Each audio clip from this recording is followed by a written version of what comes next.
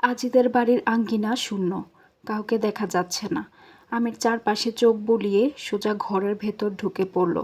আসমানি হঠাৎ আমিরকে দেখে ভ্যাবাচ্যাকা খেয়ে যায়। সে নিজেকে ধাতস্থ করার পূর্বে আমির তার গলা চেপে ধরল। আসমানি আকস্মিক ঘটনায় হতভম্ব। সে দ্রুত আমিরের হাত চেপে ধরে। আমির দাঁতে দাঁত চেপে বলল, একটা মিথ্যা বললে সোজা নরকে পাঠিয়ে দেব। আসমানের নিঃশ্বাস নিতে কষ্ট হচ্ছে, কথা বলতে পারছে না। এক্ষুনি বুঝি দম বেরিয়ে যাবে। তার মুখ দিয়ে গ্যার জাতীয় শব্দ বেরিয়ে আসে। আমির আসমানের হাঁটুতে লাথি দিয়ে আসমানিকে মাটিতে ফেলে দেয়। তারপর চুলের মুঠি ধরে শক্ত করে। আসমানি কাশতে থাকে। হৃৎপিণ্ড আরেকটু হলে ফেটে যেত। শ্বাসনালী ছিঁড়ে রক্ত বেরিয়ে আসতো। তার মনে হচ্ছে সে নতুন জীবন পেয়েছে। আসমানি জোরে জোরে নিঃশ্বাস নেয়। রাগে আমিরের কপালের রগ ভেসে উঠেছে। আমির গলার আওয়াজ নিচু করে বলল, পূর্ণার সাথে কি হয়েছিল? আসমানির চোখ দুটি বড় বড় হয়ে যায়।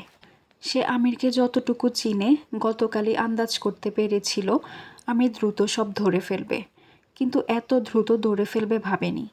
আসমানি কথা বলার জন্য উদ্যত হলে তখন আমির হুমকি দিল, একটা অক্ষর মিথ্যে বললে এখানেই পুঁতে যাব, সত্য বলার সুযোগ দেব না। আমিরের কথা শুনে ভয় পেয়ে যায় আসমানি। 2 বছর আগের কথা, তাদের দলের একজন বিশ্বাসঘাতকতা করেছিল। আমির সেই বিশ্বাসঘাতকতাকে যেখানে ধরেছিল সেখানেই মাটি খুঁড়ে পুঁতে এসেছিল। আসমানি কাঁদো কাঁদো হয়ে বলল, চুল ছাড়ো, কইতাছি। আমির আরও শক্ত করে ধরে। আসমানি আর্তনাদ করে উঠল। সে যত সময় নিবে তত বেশি অত্যাচারিত হবে, তাই দ্রুত সব বলে দিল। আমির আসমানিকে ছেড়ে দিল। ঘরের দরজার সামনে এসে দাঁড়ালো মালেহা বানু। তিনি আজিদের মা এবং আসমানির শাশুড়ি। আমির চলে যেতে উঠে দাঁড়ায়। আসমানি তড়িৎ গতিতে বলে উঠল, কিছু খাইয়া যাও। আমির শুনিও না শোনার ভান করে মালেহা বানুর পাশ কাটিয়ে চলে গেল। মালেহা বানু অবাক চোখে আসমানিকে দেখছেন। মাতব্বরের ছেলে তার ছেলের বউকে মারল কেন, তিনি প্রশ্ন করতে গিয়েও করলেন না। তীব্র কৌতূহল চাপা দিয়ে দরজা ছেড়ে নিজের ঘরে চলে গেলেন। শফিক আমিরের হাতে খুন হওয়ার পর মালেহা বানু অসুস্থ হয়ে পড়েন। তিনি জানেন শফিক নিখোঁজ। আসমানি এবং আজিদ শফিকের পরিণতি জানে। তারা কেউ শফিককে হারিয়ে একটু ব্যথিত নয়। পাপের রাজত্বে প্রয়োজনে সহযোগী পাওয়া যায়, আপনজন নয়। মালেহা বানু এই সম্পর্কিত কিছুই জানেন না। তিনি সবসময় নীরব। পাড়া ঘুরে বেড়াতে পছন্দ করেন। 2 ছেলে অর্থ উপার্জন করেছে, এই তো অনেক। তিনি রানীর মতো আছেন। তার আর কি লাগে? তার রাগটা আসমানির উপর। আসমানির সাথে শফিকের দৃষ্টিকটু ঘেঁষাঘেঁষি তিনি অনেকবার দেখেছেন। এ নিয়ে কথা শোনাতে গেলে শফিক ও আজিদ দুজনেই ক্রুদ্ধ হতো। তাই তিনি অনেক দিন হলো আসমানির সাথে কথা বলাই বন্ধ করে দিয়েছেন। বাড়ি থেকে বের হওয়ার সময় আজিদের সাথে দেখা হয়। আজিদ আমিরকে দেখে বলল, শুনলাম পূর্ণা নাকি খুন হইছে। আমির উত্তর দিল না। সে আজিদকে এড়িয়ে যায়। আজিদ ঘাড় ঘুরিয়ে আমিরের উপর কটমট করে তাকায়। সে তার বড় ভাই শফিকের কথা শুনে এদের সাথে যুক্ত হয়েছিল। সেখানে দেখা হয় আসমানির সাথে। আসমানি সুন্দরী, রূপের ঝলকে পুরুষ মানুষকে কাত করার ক্ষমতা তার আছে।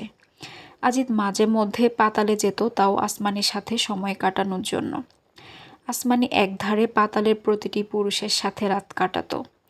আজিদ প্রথম অবাক হয়েছিল, একটা মেয়ে কি করে এতটা খারাপ হতে পারে। তারপর অবশ্য জেনেছে আসমানি তার জন্মদাত্রীর মতো হয়েছে। আমিরের দাদি নূরজাহানের সঙ্গী হিসেবে তার একজন বান্ধবী ছিলেন। সেই বান্ধবীর মেয়ে আসমানি। মায়ের পেশা মেয়ে পেয়েছে। আসমানি 16 বছর বয়স থেকেই তার গ্রামে কুকীর্তি করে বেরিয়েছে। গ্রামের সালিশে যখন তাকে গ্রাম থেকে বের করে দিল, তখন মজিদ হাওলাদার আর আমির হাওলাদার আসমানিকে আজিদের গলায় ঝুলিয়ে দিল। আজিদ এমন একটা মেয়েকে বউ হিসেবে গ্রহণ করতে সংকোচ করেছিল, কিন্তু তার বড় ভাই বিয়েটা সমর্থন করে। এখানে আজিদের আর কিছু বলার ছিল না। সে আসমানিকে বিয়ে করে। তবে ইদানিং একটা বাচ্চার জন্য আজিদের মন কাঁদে। আসমানির কখনো বাচ্চা হলে সে মানতে পারবে না এই বাচ্চা তার। এ নিয়ে সে যন্ত্রণায় আছে। মনে মনে হাওলাদার বাড়ি আর মৃত শফিকের উপর ক্ষিপ্ত সে। গত কয়দিন ভেবে সে সিদ্ধান্ত নিয়েছে মজিদের অনুমতি নিয়ে সে আরেকটা বিয়ে করবে। আজিজ সোজা কলপাড়ে চলে আসে। আজ বিকেলে তাকে রওনা হতে হবে। মালিহা বানুর অসুস্থতা বেড়েছে, শহরের ভালো ডাক্তারের কাছে নিয়ে যেতে হবে। তখন সময় বোধ হয় রাত 9টা। আমির অন্দরমহলে না গিয়ে সোজা আলোকঘরে প্রবেশ করল। গাঢ় অন্ধকারে আলোকঘর ডুবে আছে। চারিদিক এতটাই নির্জন যে মনে হচ্ছে মৃত্যু নেমে এসেছে চারদিকে। খলিল মজিদ বাড়িতে নেই, তারা লোক দেখানো ভালো মানুষিতে ব্যস্ত। দুজনে মোড়ল বাড়ির অভিভাবক হয়ে উঠেছে, কিন্তু আমির জানে তারা প্রমাণ লুটপাটে ব্যস্ত। প্রমাণ নষ্ট করা তাদের বাঁ হাতের কাজ। আমির বিছানা হাতড়ে বালিশের নিচ থেকে দিয়াশলাই বের করে হারিকেন জ্বালালো।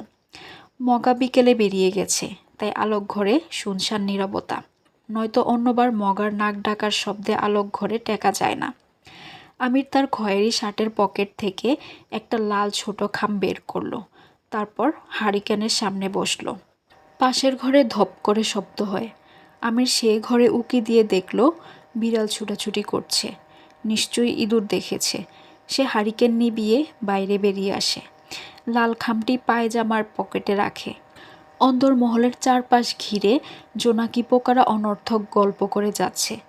আমির জোনাকি পোকাদের ভিড়ে দাঁড়িয়ে রইল অনেকক্ষণ। আজকে দিনটা অন্যরকম হওয়ার কথা ছিল, কিছুটা সুন্দর, কিছুটা দুঃখের, অথচ সবটাই শব্দহীন। আমির কিছু একটা ভেবে অন্দরমহলে প্রবেশ করে। লতিফা আমিরকে দেখে দৌড়ে এসে পথ আটকে বলল, ভাইজান, পদ্মর কি হইল বুঝতাছি না, কথাবার্তা কয় না। লতিফা চিন্তিত। আমির প্রসঙ্গ পাল্টাতে বলল, আমি থাকবো এখানে, তুই রান্না বসা। কথা শেষ করে উপরে উঠে গেল আমির। লতিফা রান্নাঘরে চলে যায়। আমির আজ পদ্মজার সাথে থাকবে শুনে সে কেন জানি খুব খুশি হলো। পুরনো দিনগুলোর কথা মনে পড়ে গেল। আমি সারাক্ষণ ঘরের ভেতর আঠার মতো লেগে থাকতো, না নিজে বের হতো আর না পদ্মজাকে বের হতে দিত। এ নিয়ে ফরিনা, রানী, নূরজাহান ও আমিনার কত কথা ছিল। লতিফার ঠোঁটে হাসি ফুটে উঠল। অতীত এত সুন্দর কেন হয়? দ্বিতীয় তলায় উঠতেই আমিরের শরীর কাঁটা দিয়ে ওঠে। বারান্দা জুড়ে উত্তরের হাওয়া বইছে। আকাশের তারা ও অর্ধচন্দ্রের আলো ছাড়া আর কোনো আলো নেই। এমন একটা পরিবেশে মিনমিনিয়ে কেউ কাঁদছে। বড্ড অচেনা এই কান্না, যেন কোনো অশরীরী শত জনমের দুঃখ একসাথে মনে করে কাঁদছে। আমি দ্রুত পায়ে পদ্মজার ঘরে আসে। ঘরের প্রতিটি কোণা অন্ধকারে তলিয়ে আছে। বাতাসে একটা ভারী কান্না ভেসে বেড়াচ্ছে। আমির আন্দাজে বিছানার পাশে এসে বসে। বিছানার পাশে একটা টেবিল আছে। সেই টেবিলে হারিকেন থাকে আর ড্রয়ারে থাকে দিয়াশলাই। আমির দিয়াশলাই বের করে হারিকেন জ্বালালো। ঘাড় ঘুরিয়ে দেখল দেয়াল ঘেঁষে হাঁটুতে মুখ গুজে বসে আছে পদ্মজা। সে কাঁদছে, কান্নার দমকে কেঁপে কেঁপে উঠছে। তার করুণ কান্না এসে আমিরের বুক ভিজিয়ে দেয়। ও বাড়ির অবস্থা ভালো নেই। প্রেমার গা কাঁপিয়ে জ্বর এসেছে, চোখ খুলে তাকাতে পারছে না। বাসন্তী পড়েছেন বড় কষ্টে। একদিকে পূর্ণার সমাপ্তি, অন্যদিকে প্রেমার গা কাঁপানো জ্বর। মৃদুলের গলা ভেঙে গেছে, বড্ড এলোমেলো হয়ে গেছে সে। বাবা মায়ের বড় আদরের একমাত্র সন্তান। কখনো মায়ের হাতে মার খেয়েছে কিনা সন্দেহ। তার প্রাপ্তির খাতা সবসময় পরিপূর্ণ ছিল। সে কখনো কষ্টে কাঁদেনি, বাস্তবতা দেখেনি। সোনার চামচে খেয়ে বড় হওয়া আহ্লাদী আদুরে ছেলে। তার জন্য এই ধাক্কাটা মৃত্যুর মতো। সে স্বাভাবিক হতে কত সময় নিবে কে জানে। অথচ সব কিছু ছেড়ে পদ্মজা অন্দরমহলে চলে এসেছে। তার মধ্যে কোনো প্রতিক্রিয়া নেই। এক জায়গায় সারাক্ষণ বসেছিল, তারপর হুট করে অন্দরমহলে চলে আসে। সাথে খণ্ড খণ্ড মেঘ আষাঢ়ি দুই চোখে জড়ো করে নিয়ে আসে। আমির কথা বলার জন্য যখন উদ্যত হলো, সে টের পেল তার হৃৎপিণ্ডের গতি বাড়ছে। এমন কেন হয়? পদ্মজা কোন আসমানের চাঁদ যে তাকে ছোঁয়ার কথা ভাবলেই আমিরের গলা শুকিয়ে আসে। কয়দিনের দূরত্বে মানুষের চোখের দিকে তাকাতেও সংকোচ হচ্ছে। অথচ ফেলে আসা দীর্ঘ 6 বছরের প্রতিটি রাত দুজন দুজনের বুকের সাথে লেপ্টে কাটিয়েছে। কত উছলে পড়া জ্যোৎস্না রাত তারা ভালোবাসার গল্প রচনা করেছে। আমির রয়ে শুয়ে বলল, চলে এলে কেন? পদ্মজা মাথা তুলে তাকালো। পদ্মজার চোখের দৃষ্টিতে আমির এলোমেলো হয়ে গেল। বুক প্রবলভাবে কাঁপতে থাকলো। পদ্মজার দৃষ্টির জাল আষ্টে পৃষ্ঠে বেঁধে ফেলল তাকে। সে বিছানার উপর বসল। বুকের ভেতর ঝড় বয়ে যাচ্ছে, অথচ পদ্মজা নির্লিপ্ত। পদ্মজার নাকের নাকফুলটা জ্বলজ্বল করছে। নাকফুলটি বিয়ের পর আমির পরিয়ে দিয়েছিল। নাকফুলে গেঁথে দিয়েছিল জনম জনমের ভালোবাসা, অথচ এখন সেই ভালোবাসা বিষের দানার মতো রূপ নিয়েছে। পদ্মজা এক হাতে মাথা ঠেকিয়ে কাঁদো কাঁদো স্বরে বলল, আমি কিছু পেলাম না জীবনে। আব্বার অবহেলা আর নোংরা কথা শুনে শুনে কাটিয়েছি 16টা বছর। তারপর আমার মা আমাকে ছেড়ে চলে গেল। সে হচ্ছে আরেক বিশ্বাসঘাতক। শেষ লাইনটায় খুব অভিমান প্রকাশ পায়। পদ্মজা গলার জোর বাড়িয়ে বিশ্বাসঘাতক শব্দটি উচ্চারণ করল। আমির চট করে বলল, উনি বিশ্বাসঘাতক নন। পদ্মজা ক্ষুধার্ত বাঘিনীর মতো 2 হাতে খামছে ধরে মেজে। আমিরের দিকে রক্ত চোখে তাকায়। তার বুক থেকে আঁচল মেঝেতে পড়ে। সে রাগে দাঁতে দাঁত চেপে আমিরকে বলল, করেছে। সব কিছুর জন্য আমার মা দায়ী। সব ভুল আমার মায়ের। সে আমাকে জন্ম দিয়েছে, আমাকে আগুনে ঠেলে দিয়ে নিজে চলে গেছে। ছোট থেকে আমাকে বলে এসেছে সারা জীবন আমার সাথে থাকবে, আমাকে আগলে রাখবে, যাই হয়ে যাক সব আমাকে বলবে। কিন্তু আম্মা একটা কথাও রাখিনি কোনো কথা। প্রতারক, বিশ্বাসঘাতক। সব দোষ আমার মায়ের, সব দোষ। পদ্মজা অস্থির হয়ে পড়েছে। তার নিঃশ্বাস এলোমেলো। সে বিপর্যস্ত। কাঁদতে কাঁদতে হুট করে আমিরের দিকে তাকিয়ে সে হাসল। বলল, সবাই কি ভেবেছে? আমাকে কষ্ট দিয়ে কাঁদাবে? আমি কাঁদব না, কিছুতেই কাঁদব না বললেও আবার কাঁদতে শুরু করলো। কষ্টের মাত্রা পেরিয়ে গেলে মানুষ মানসিকভাবে বিপর্যস্ত হয়ে পড়ে। সে তার জীবনের ছোট ঘটনাগুলোকে বড় করে ভাবতে থাকে। সারাক্ষণ বিলাপ করে আর কাঁদে। পদ্মজার অবস্থা এখন ওরকম। সে তার চেনা সত্তা থেকে বেরিয়ে পড়েছে। পদ্মজার কান্না শুনে আমিরের মাথা ফেটে যাচ্ছে। সে চিৎকার করে বলতে চাচ্ছে, পদ্মবতী, কান্না থামাও তুমি। আমি সহ্য করতে পারছি না। এত কেন কষ্ট তোমার? তুমি পদ্মবতী নাকি কষ্টবতী? মনের কথা মনে রয়ে গেল। আমির পারল না কিছু বলতে। সে বিছানার মাঝে গিয়ে বসল। 2 হাতে নিজের মাথার চুল টেনে ধরে। ঘন ঘন নিঃশ্বাস নেয়। আত্মগ্লানি তাকে গ্রাস করে ফেলেছে। সে যেন অদৃশ্য কোনো শেকলে বন্দী। পদ্মজার আর্তনাদ বিলাপ ঘুমড়ে ঘুমড়ে কেঁদে ঘরের চারিদিকে ঘুরে বেড়াচ্ছে।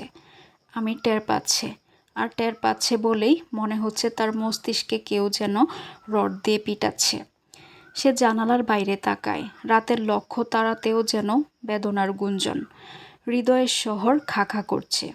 ইচ্ছে হচ্ছে অন্যবারের মতো পালিয়ে যেতে, কিন্তু আজ সে পালাবে না। সে পালাতে চায় না। তার ভেতরটা তীর তীর করে কাঁপছে। মোলায়েম বাতাসের ঝংকারে রগে রগে শিরশির অনুভূতি হচ্ছে। আমির পদ্মজার দিকে তাকায়। নিজের মাথার চুল আরও জোরে টেনে ধরে। পদ্মজা পা ছড়িয়ে বসল। দেয়ালে মাথা ঠেকিয়ে চোখ বুজল। আমির পদ্মজার উপর চোখ রেখে নিজের হাত কামড়ে ধরে। সে নিজেকে নিজে প্রশ্ন করে, সে কি নিজের সিদ্ধান্তে অটল? হ্যাঁ না এমন একটা সিদ্ধান্তের ব্যবধান মাত্র। তাহলেই মনের যুদ্ধের সমাপ্তি। খুব দ্রুত উত্তর আসে, হ্যাঁ। মুহূর্তে অদৃশ্য ভারী দেওয়াল ভেঙে চুরমার হয়ে যায়। পৃথিবীর সব ফুল জেগে ওঠে। শান্ত সমুদ্রের ঢেউ যেন বিকট শব্দ তুলে আছড়ে পড়ে তীরে। আমির বিছানা থেকে নেমে পদ্মজার 2 বাহু চেপে ধরে দাঁড় করায়। পদ্মজা দরজার বাইরে তাকিয়ে আছে। তার বারবার হ্যালুসিনেশন হচ্ছে। একবার পূর্ণাকে দেখছে, তো অন্যবার পারিজাকে। দুজনেই রক্তাক্ত অবস্থায় তার সামনে আসে। পদ্মজা খামচে ধরে আমিরের চোখ মুখ। নখের আঁচড়ে গাল ছিঁড়ে যায়। আমির তার 2 হাতে পদ্মজাকে বুকের সাথে চেপে ধরল। পদ্মজা আবার কান্না শুরু করে। আমির পদ্মজাকে বিছানায় বসিয়ে দিয়ে বলল, একটু শান্ত হও, একটু।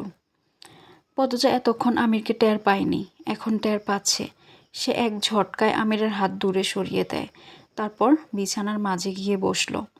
আমির পদ্মজার সামনে এসে বসে। আমিরের মুখটা দেখে মনে পড়ে যায় প্রথম দিনের কথা, যেদিন পাতালে আমিরের সাথে প্রথম দেখা হয়েছিল। আমির নগ্ন মেয়েগুলোকে বেল্ট দিয়ে পিটাচ্ছিল। পদ্মজার রক্ত ঝলকে ওঠে। তার বোনের সাথেও কি এমন হয়েছে? কিছু বুঝে ওঠার পূর্বে পদ্মজা আমিরের গলা চেপে ধরল। আমির হকচকিয়ে গেলেও বাধা দিল না। পদ্মজা আমিরের মুখের উপর ঝুঁকে কিছু একটা বিড়বিড় করে, যা অস্পষ্ট।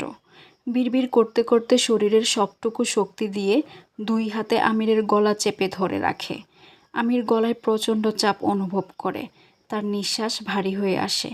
চোখ বুজতেই যন্ত্রণায় চোখ থেকে জল বেরিয়ে আসে। পদ্মজা আমিরের গলা ছেড়ে দিল, দূরে সরে বসল।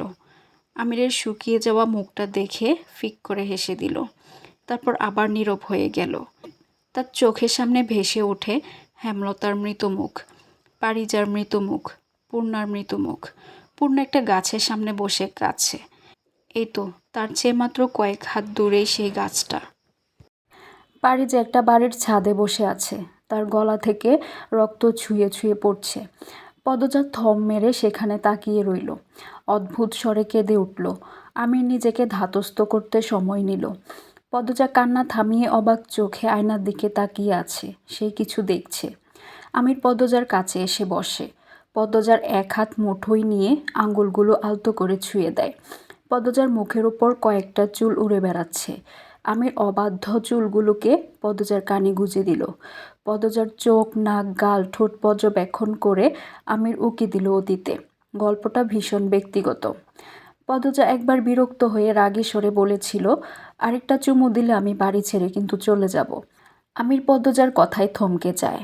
তখন ঢাকায় নতুন নতুন তাদের সংসার। পদজা ভার্সিটিতে পড়ছে, আগামীকাল তার পরীক্ষা, তাই সে পড়ছিল। কিন্তু আমির সেদিন বাড়িতে ছিল, আর সারাক্ষণ পদজাকে বিরক্ত করে যাচ্ছিল। পদজার মুখের সামনে গিয়ে একবার নাকে চুমু দেয়, তো আরেকবার গালে। বারংবার পদজা পড়ার খেই হারিয়ে ফেলছিল। সে ভীষণ রেগে যায় আর কথাটা বলে ফেলে। আমির তো বরাবরই রাগী, সে তাৎক্ষণিক রাগ করে ঘর থেকে বেরিয়ে যায়। সন্ধ্যায় বাড়ি ফেরে, তাও পদজার সাথে কোনো কথা বলল না। পদজা তো অবাক, সে কথা বলতে গেলে হ্যাঁ হু ছাড়া আমির কিছু বলে না। পদজা মুখে কিছু বলতে লজ্জা পায়, তাই সে বিভিন্নভাবে আমিরের আকর্ষণ পাওয়ার চেষ্টা করে। আমির প্রথম পদক্ষেপে নরম হয়ে গেলেও প্রকাশ করল না। সে গম্ভীর হয়ে থাকে, চুপচাপ খেয়ে ঘরে গিয়ে শুয়ে পড়ে। অথচ অন্যবার পদ্মজাকে টেনে নিয়ে যায়, তারপর একসাথে ঘুমায়। আমিরের আচরণে পদ্মজা মনে ব্যথা পায়। একটা কথার জন্য এরকম কেউ করে? পদ্মজা অভিমানে বৈঠকখানায় বসে থাকে। আমির এদিকে চিন্তিত, রাত বাড়ছে, পদ্মজা আসে না কেন?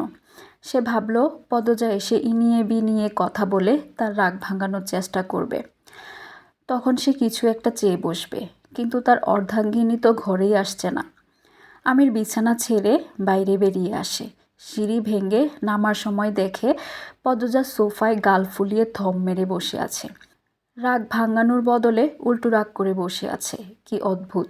আমির খ্যাক করে গলা পরিষ্কার করে বলল, রাত কয়টা বাজে কারো খবর আছে? কেউ কি ঘরে যাবে না? পদ্মজা অভিমানী সুরে বলল, কেউ তাকে পাত্তা না দিলে সে কেন ঘরে যাবে? আমির হেসে ফেলল। সে পদ্মজার সামনে এসে বসে। পদ্মজার চোখে জল চিকচিক করছে। আমির পদ্মজার হাতে চুমু দিয়ে বলল, কি বাচ্চা কাচ্চা বিয়ে করলাম রে, একটুতে কেঁদে দেয়, তো ছেড়ে দিন না। আমিরের চোখ দুটি বড় বড় হয়ে যায়। পদ্মজা এত কথা কবে শিখল? কি অভিমান তার! আমির হাসি দীর্ঘ করল। পদ্মজার মুখের উপর ঝুঁকে বলল, মৃত্যুর আগে ছাড়ছি না, পরপারে যদি আবার দেখা হয় তখনও তোমার পিছু নেব। আমিরকে মুখের উপর ঝুঁকতে দেখে পদ্মজা লজ্জা পেয়ে গেল।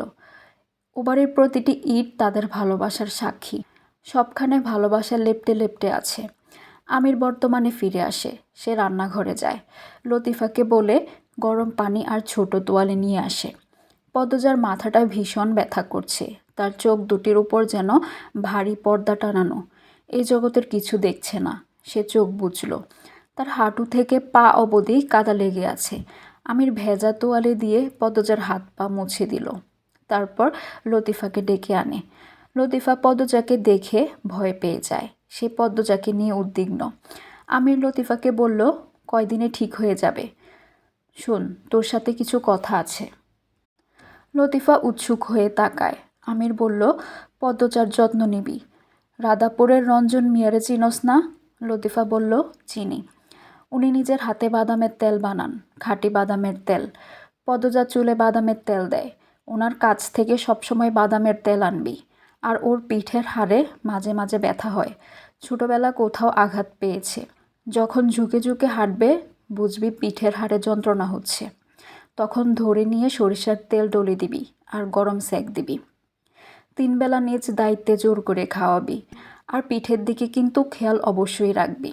লতিফা জানে না তাকে কেন এই দায়িত্ব দেওয়া হচ্ছে। সে প্রশ্নও করল না, বাধ্যের মতো মাথা নাড়ালো। পদ্মজা আবার মিনমিনিয়ে কাঁদছে, অস্পষ্ট স্বরে পূর্ণাকে ডাকছে। লতিফা পদ্মজার শাড়ি ও বিছানার চাদর পাল্টে দিল। শাড়ি পাল্টানোর সময় যখন পদ্মজা অর্ধনগ্ন, তখন সে লতিফাকে শক্ত করে জড়িয়ে ধরে বলল, পূর্ণা, পূর্ণা বোন আমার। লতিফা চমকে ওঠে। তাকে পদ্মজা পূর্ণা বলছে কেন? পদ্মজার কান্না শুনে আমির ছুটে ঘরে আসে। পদ্মজা আমিরকে দেখেই টেবিল থেকে হারিকেন নিয়ে তার উপর ছুঁড়ে মারে। তারপর চিৎকার করে বলল, খুনি, ধর্ষক, জানোয়ার। পদ্মজার চিৎকারে অন্দরমহল কেঁপে ওঠে। হারিকেনের কাচের উপর ব্যবহৃত প্লাস্টিক আলাদা হয়ে গিয়েছিল, তাই পদ্মজা চিকন তার দিয়ে সেটি জোড়া দেয়। তারের একাংশ খাড়া হয়েছিল, সেই খাড়া অংশ আমিরের চোখের পাশে ঢুকে যায়। আর একটু হলে চোখ গলে যেত। সঙ্গে সঙ্গে আমির মেঝেতে বসে পড়ে। 2-3 ফোঁটা রক্ত বেরিয়ে আসে। লতিফা হন্তদন্ত হয়ে ছুটে আসে। পদ্মজার আগে কিরমির করতে করতে চাদর ছুঁড়ে ফেলে মাটিতে। আমির লতিফাকে বলল, পদ্মজাকে দেখ তুই। তারপর সে অন্য চোখে পথ দেখে সোজা কলপাড়ে চলে যায়। চোখের পাশে আঘাত পেলেও চোখের ভেতর ভীষণ ব্যথা অনুভূত হচ্ছে। খলিল রিদওয়ান সবেমাত্র বাড়ি ফিরেছে, এসেই পদ্মজার চিৎকার শোনে। পদ্মজার চিৎকার কোনো স্বাভাবিক মানুষের মতো না। তাছাড়া তারা দুজনেই পদ্মজাকে ও বাড়িতে কাঁদতে দেখেনি, অস্বাভাবিক আচরণ করতে দেখেছে। খলিল রিদওয়ানকে বলল, এই ছেড়ি পাগল হইয়া গেল নাকি? রিদওয়ান হেসে বলল, আরও আগে হওয়ার কথা ছিল আব্বা। আমিরকে কল পাড়ে দৌড়ে যেতে দেখে রিনুও পিছনে যায়। সে কল চাপে। আমির উন্মাদের মতো চোখে পানি দিতে থাকে। তার চোখ জ্বলে যাচ্ছে। যাক, সে তো এটাই চায়। হৃৎপিণ্ড, ফুসফুস, যকৃত সব ছারখার হয়ে যাক। পদ্মজা লতিফার হাত খামছে ধরে। তার চোখ মুখ অদ্ভুত দেখাচ্ছে। সে চাপা স্বরে প্রশ্ন করল, আমার বোনকে কে খুন করেছে? কার আদেশে হয়েছে? পদ্মজার চাহনি দেখে মনে হচ্ছে লতিফা যদি প্রশ্নের উত্তর না দিতে পারে তাহলে পদ্মজা তাকেও খুন করে ফেলবে। লতিফা পদ্মজার সাথে বাড়ি ফেরার পর রিনু লতিফার কাছে ছুটে আসে। সে যা যা শুনেছে সব লতিফাকে বলে। লতিফা এখন সব জানা সত্ত্বেও বলতে চাইছে না। সে বলল, শাড়িটা আগে পিন্দ, ঠান্ডা লাগবো। পদ্মজা লতিফার দিকে তীক্ষ্ণ চোখে তাকিয়ে আছে।